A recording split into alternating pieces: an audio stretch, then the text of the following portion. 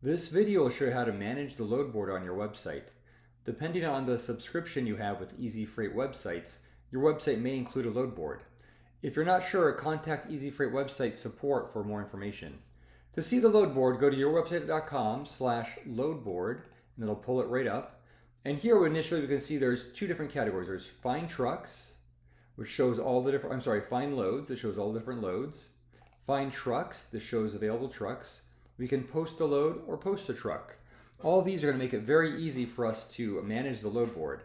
Another way that might be even easier, if you go to the dashboard page of your website, you'll notice that on the left-hand menu it says load board. We can click on that right there.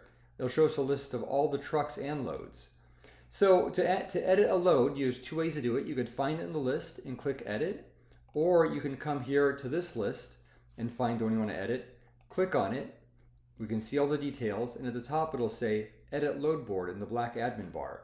So whichever way you want to edit it, it's the same way, but just let's take a look here and we'll show you how it's done.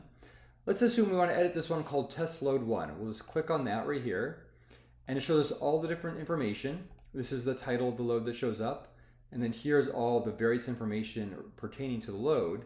One thing you'll need to know is that if you scroll down here in the load info box, you'll see it says type. This determines if it's a truck or it's a load, and that's where you would set that at.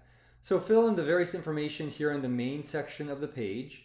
You can ignore all these things on the right hand side and just hit update to save your changes. Let's say there's a load or truck you want to delete. Just come here, you can hover over it. You notice a little menu appears. We can click on trash to delete it.